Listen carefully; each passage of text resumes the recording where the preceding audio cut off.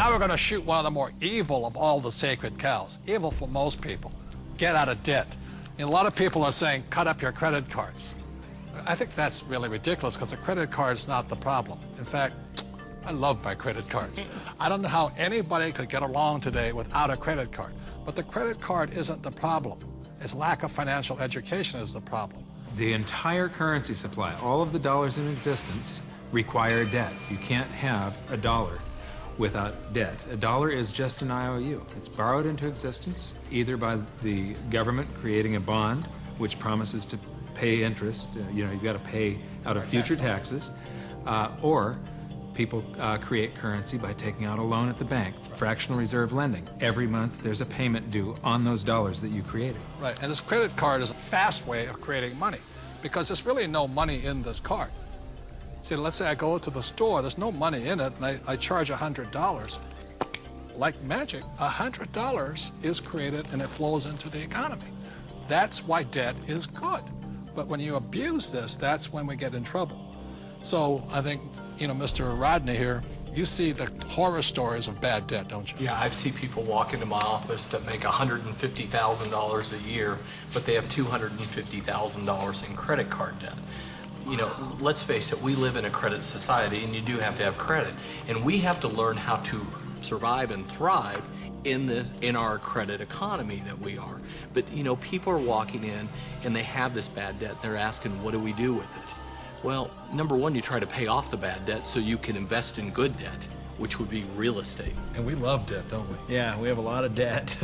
Our real estate that we own is all basically financed with our tenants. So that's what I consider to be good debt. So when we get real estate, we get proper leverage, and it's paid by all the residents who live in all of our projects. Well, and it's not just real estate. Business is the same way. I mean, we have good debt in business as well, so that the business is paying. We have debt in our business. That's how we grow, and it's the cash flow from the business that's able to pay the debt, and the debt creates more cash flow. Time out. Capital gains versus cash flow. See, in my opinion, 90% of the people invest for capital gains. That's why they say, well, my stock price went up or my house went up in value. That's capital gains. People like myself understand cash flow. In other words, I want a steady paycheck every single month. For example, my apartment house, every month it puts cash flow in my pocket. So if you want to be rich, you have to know the difference between capital gains and cash flow. Capital gains is technically gambling. You're hoping something will change. Cash flow is more guaranteed. I want that income every month. So very intelligent investors invest for both capital gains and cash flow. People say, I like real estate. I don't really like real estate. I just love debt because it's so easy to get a loan on real estate, right? Well, here, I like the analogy that you use sometimes. Say if you put $1 million of cash into a mutual fund, you get whatever you get paid. But if you put $1 million of it in a down payment, for some kind of a commercial project like we have, you actually buy a $5 million project. Right. So you're actually getting a $5 million asset with $1 million versus $1 million of mutual funds, and so the value you're creating on that real estate is on the $5 million, not the $1 million. Well, by using banks' leverage. And the tax benefits that you get on the real estate isn't on the $1 million either. It's on the $5 million. So you not only increased leverage on your cash flow and on your growth in your asset, but you've also increased your leverage on your taxes. Well, here's what we're doing. We get these loans, the tenants are paying them off. That's the point.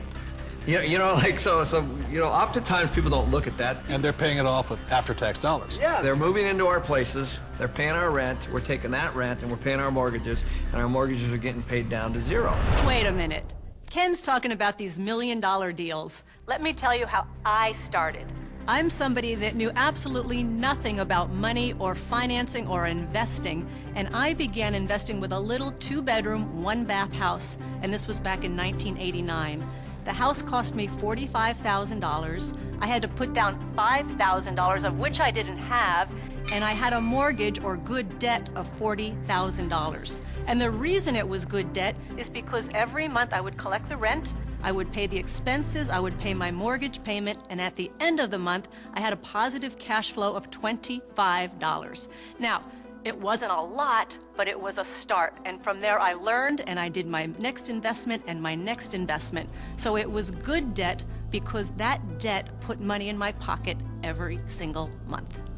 Just if people understood that there is such a thing as good debt, because I don't know how many people I talk to, but when I talk about debt, oh man, debt is the dirtiest word in the world. That's the four-letter word, debt. Because they're not educated, no, that's why. And people are raised, and I was raised to get out of debt. You see, this is the thing. You go to a bank, and the banker will sell you mutual funds. But ask them if they will loan you money to buy those mutual funds. The answer is no. But if we go in and we say, we want to buy real estate, well, how much do you want? It's because there's collateral. Yes. They actually have something physical. That's it. Yeah, they'll sell you mutual funds, but they won't lend you money on mutual funds. That should tell you something. That should be a quick indicator. Dear God, what are you trying to tell me? You know, and the other part about it is, too, is that borrowed money for real estate, is that after tax, pre-tax, or no tax? It's no tax. Anytime you're borrowing money, there's no tax on that money. You can use that cash. It's not taxable at all. So if somebody wants to borrow $1 million or save $1 million, it'll probably take them $2 million to save the million because tax is going to take 50% of it. Right. But I just go straight in and borrow $1 million, which they give us. It's great money. I love my banker. I'm not saying bankers are bad. They're fabulous because they give us the money. All they want is their interest. We keep all the appreciation, depreciation, amortization. We keep all of it. They're the best partners of all. So I'm not anti-bank and I'm not anti-debt. I'm anti-lack of financial education because there's good debt and there's bad debt. Your rich dad was a tough mentor.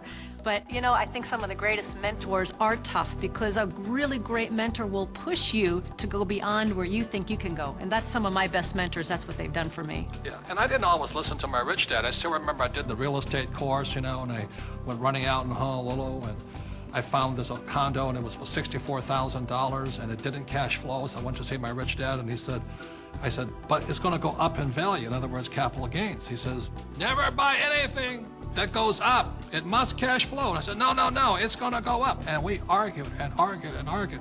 And this is what he said to me. He says, if you start investing for capital gains, someday you will lose big time.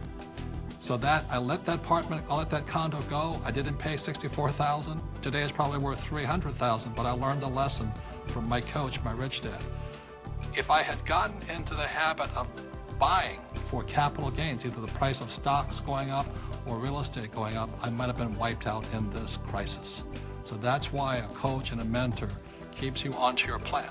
And helps you create and develop very, very good financial habits. Because if you have poor financial habits, as you're in your personal life, you're going to take those into your investment life. So one of the most important things is they will help you develop great financial habits. Because when markets go up, greed sets in, and greed makes people stupid.